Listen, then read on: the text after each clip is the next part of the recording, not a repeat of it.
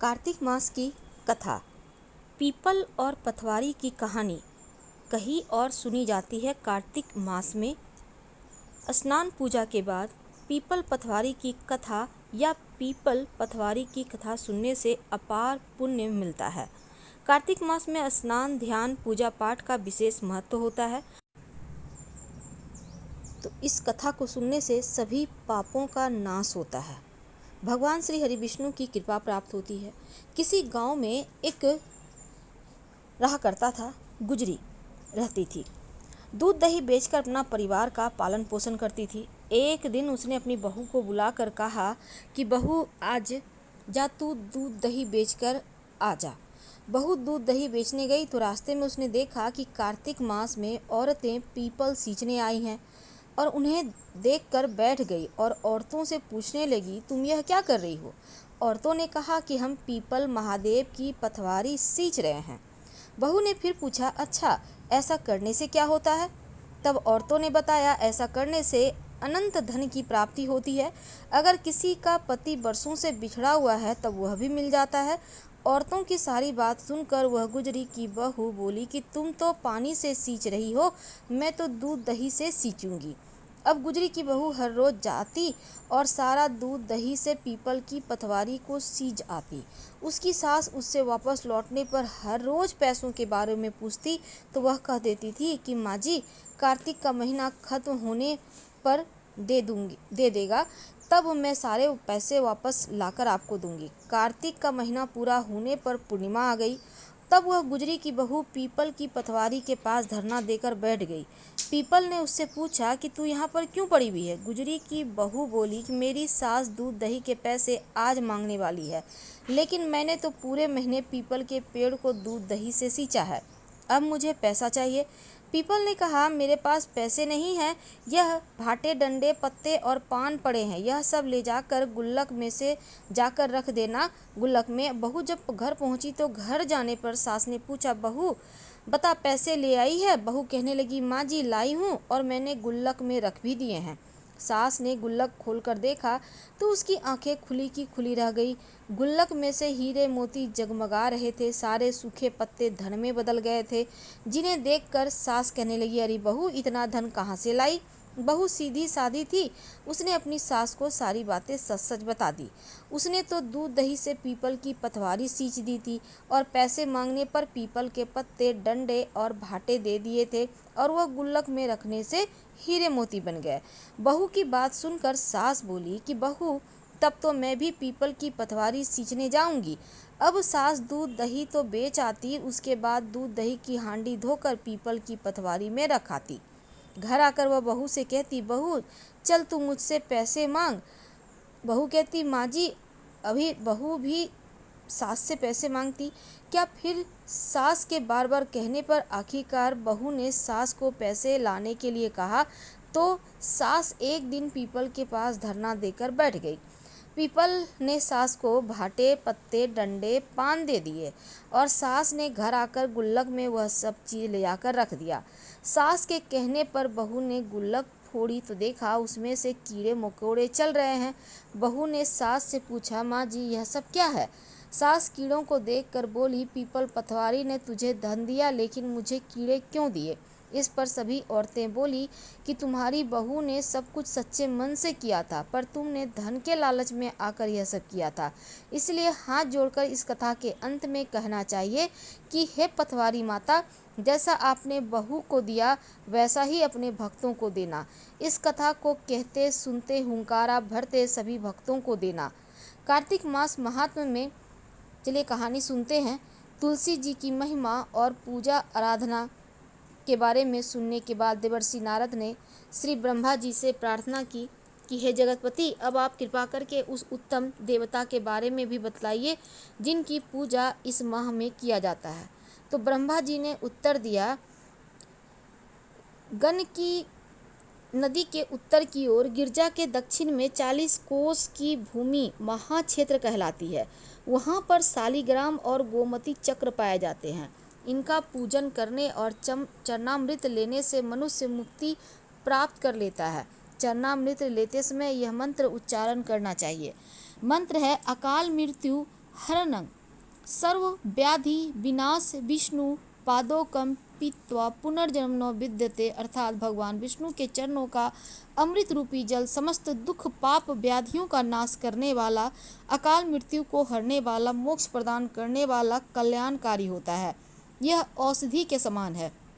जल तब तक जल रहता है जब तक भगवान के चरणों से नहीं लगता। जैसे ही चरणों से लगा तो अमृत रूप होकर चरणामृत बन जाता है।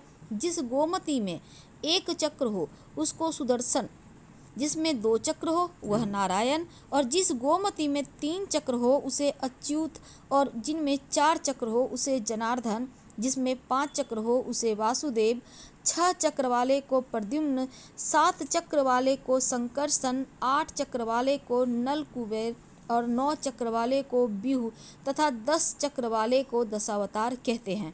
इनके दर्शन मात्र से ही मनुष्य मोक्ष को प्राप्त हो जाता है। जो भगवान के सामने वीणा या वंशी बजाता जाता है, गायन करता है, वह भी स्वयं भगवान को प्राप्त हो जाता है। जो भगवान के आगे कार्तिक मास में मृदंग बजाता है, भगवान उसे अपना सर्वप्रिय भक्त समझते हैं। जो भगवान के सामने नित्य श्रद्धा से धूप जलाता है, वह कभी नरक में नहीं जाता। शंख में भरा हुआ या भगवान का अर्पित किया हुआ जल अंगों से स्पर्श करने पर संपूर्ण रोग और पाप नष्ट होकर मनुष्य मुक्ति को प्राप्त कर लेता है। पूजन चाहे मंत्रों के द्वारा हो, विधि विधान से किया जाए या फिर सामान्य रूप से, परंतु मन में श्रद्धा सच्ची होनी चाहिए। पूर्ण श्रद्धा और निष्ठा से किया गया कार्तिक माह में स्नान, ध्यान, पूजा पाठ, व्रत अत्यंत फलदायी होता है। देवर्षि नारद स्वयं परम ज्ञानी थे। अब ब्रह्मा जी से यह सभी प्रश्न हम संसार प्राणियों की भलाई के लिए कर रहे थे। अतः अब श्री ब्रह्मा जी से देवर्षि नारद ने पूछा, पितामह, अब आप कार्तिक मास में जो दीपदान किया जाता है उसका महात्म्य सुनाने की कृपा कीजिए। नारद जी की यह प्रश्न सुनकर ब्रह्मा जी बोले कि पुत्र, दीप चाहे स्वर्ण का हो, चांदी का हो, तांबे का हो या मिट्टी का हो, अपनी सामर्थ्य श्रद्धा के अनुसार कार्तिक मास में दान अवश्य करना चाहिए। कार्तिक मास में दीपदान करने से समस्त पापों का नाश हो जाता है। दीपक भगवान की मूर्ति के आगे, तुलसी जी के पास में, ब्राह्मण के घर में या वन में, वृक्ष के नीचे अथवा गौशाला या धर्म स्थान में आले में शाम के समय जलाया जाता है। दीपक घी का जलाएं या तेल का, परंतु उसे पूरे महीने तक जलाना चाहिए। ब्राह्मण के घर दीपक जलाने से अग्नि स्टोम यज्ञ का फल मिलता है, और ऊंचे स्थान पर या ऊंचे खंबे पर दीप जलाते हैं उसे धन की वृद्धि होती है, वैकुंठ में निवास मिलता है। दीपक जलाते समय भगवान से प्रार्थना करनी चाहिए और कहना चाहिए कि हे भगवान, आपके लिए मैंने हर दिन कार्तिक मास में दीप जलाती हूँ। कार्तिक मास में मथुरा, माघ में प्रयाग, बैसाख में हरिद्वार में स्नान और निवास करें तो अत्यंत ही उत्तम होता है। जब सूर्य तुला, मकर अथवा मेष राशि में हो, उस समय किए जाने वाले नियम, व्रत, पूजा, दान बहुत ही शुभ फल देते हैं। इन महीनों में किए हुए व्रत, दान और शुभ कर्मों से सभी पापों का नाश होता है। जिस प्रकार भगवान भास्कर के अर्थात सूर्य के उदय होने से संसार में अंधकार का नाश हो जाता है, वज्र से पर्वत का, गरुड़ के भय से सर्पों का, पवन से, मेघ का, ध्यान से दुख का और सिंह के भय से मृगों का नाश हो जाता है, ठीक उसी तरह श्री मथुरा जी के दर्शन मात्र से ही सभी पापों का नाश हो जाता है। कार्तिक मास में स्नान, जागरण, दीप दान, तुलसी जी का दर्शन, पूजन, भगवान के मंदिर में झाड़ू लगाना, सफाई करना, गाना बजाना, भगवान की कथा सुनाना, कीर्तन करना, यह सब शुभ कार्य होते हैं। ऐसा करने से श्रेष्ठ फलों की प्राप्ति होती है। पूर्व जन्म के पाप भी नष्ट हो जाते हैं। यह सुनकर देवर्षि नारद ने पूछा, विधाता, अभी अभी आपने कहा कार्तिक माह में स्नान दान से पूर्व जन्म के पाप नष्ट हो जाते हैं, यह किसी को कैसे पता चलेगा? उसने अपने पूर्व जन्म में किस प्रकार पाप किए हैं और किस प्रकार हम अपने पूर्व जन्मों के पाप को जान सकते हैं? यह सुनने की मेरी इच्छा है। पितामह, अब आप कृपा करके इस बारे में हमें बतलाइए। श्री ब्रह्मा जी कहते हैं, पुत्र, पूर्व जन्म का ब्रह्म हत्यारा, क्षय रोगी, घर पर स्त्री गमन करने वाला कोढ़ी बन जाता है। स्वर्ण चोर के नाखून खराब हो जाते हैं, मदिरा पीने वाले के दांत खराब हो जाते हैं। इस प्रकार मनुष्य के पूर्व जन्म के पापों को पहचाना जा सकता है। इस प्रकार के सभी पाप दान, तपस्या, व्रत आदि से निवारण हो जाता है। ब्रह्मा जी ने आगे कहा कि देवर्षि, अब हम कुछ व्रत बतलाते हैं। एक समय भोजन करने से शाम और 3 दिन प्रातः भोजन करने को अति कृस व्रत कहते हैं। शाम के समय 12 ग्रास और प्रातःकाल 26 ग्रास या 24 ग्रास खाने को ही अति कृस व्रत कहा गया है। 3 दिन तक खाएं और फिर 3 दिन उपवास करें, यह भी अति कृचर व्रत होता है। शाम के समय 1 ग्रास, प्रातः काल में 1 ग्रास, फिर 2 दिन बगैर मांगा हुआ और 2 दिन तक उपवास करें। 21 दिन तक केवल दूध या पानी पीकर रहें और 12 दिन तक उपवास करना पुराक व्रत कहलाता है। 4 दिन कुछ नहीं खाना, फिर सत्तू खाना या फिर छाछ पीना, फिर ब्राह्मण को दक्षिणा देना सौम्य कृस व्रत कहलाता है। इसी प्रकार 12 दिन तक उपवास करना द्वादश व्रत कहलाता है। तुला पुरुष का दान करना, गौ का घी, दूध, दही, कुसा का जल पीना, दूसरे दिन उपवास करना, ये उस रात को उपवास करना, कमर तक जल में खड़े रहकर रात्रि भर भजन करना जल कृस व्रत कहलाता है। इस तरह का करने से वैकुंठ की प्राप्ति होती है। एकादशी का व्रत करने से पितामह कहते हैं, ऐसा करने से व्यक्ति पवित्र होकर वैकुंठ लोक को प्राप्त करता है।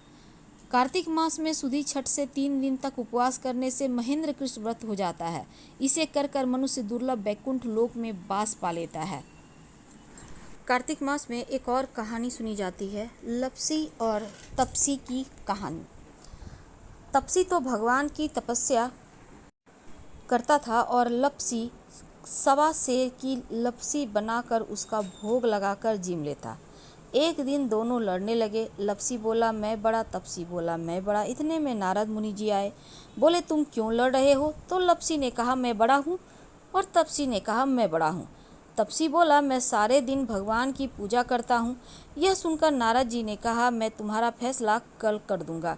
दूसरे दिन लपसी तपसी नहा कर आए। नारद जी ने 1.25 करोड़ की अंगूठी उनके आगे फेंक दी। लपसी का ध्यान उस अंगूठी पर नहीं गया। तपसी तपस्या करने बैठा तो उसे अंगूठी दिखी और उसने घुटने के नीचे दबा ली और तपस्या करने लगा। लापसी बनाकर उसका भगवान के आगे भोग लगाकर जिमने बैठ गया। इतने में नारद जी आए। तब दोनों ने पूछा कि कौन बड़ा है? फिर तपसी ने कहा मैं बड़ा हूँ। नारद जी बोले तेरा घुटना उठा दो। उसके नीचे 1.25 करोड़ की अंगूठी निकली। तब नारद जी बोले ये अंगूठी तूने चुराई है, तुझे तेरी तपस्या का फल नहीं मिलेगा। तब तपसी बोला हे नारद मुनि, मेरी तपस्या का दोष कैसे दूर होगा? नारद जी ने कहा रोटी बनाकर बटाया नहीं, बनाया तो फल तुझे होगा। ब्राह्मण जिमा कर दक्षिणा नहीं दे तो फल तुझे होगा। साड़ी देवे ब्लाउज नहीं दिया तो फल तुझे होगा। दिया से दिया जलावे तो फल तुझे मिलेगा। सब व्रत त्योहार की कहानी सुनने के बाद तेरी कहानी नहीं सुने तो फल तुझे होगा। तब से लपसी तपसी की कहानी सुनी जाती है। कहानी सुनने के बाद ऐसे बोलिए, लपसी को फल लपसी ना हो ज्यो, तपसी को फल तपसी ना हो ज्यो, म्या की कहानी कथा को फल म्याहे दीजियो हो ज्यो। तो हम आपसे विदा लेते हैं। पसंद आए कथा तो लाइक कर सब्सक्राइब करें, शेयर करें, कमेंट करें। धन्यवाद।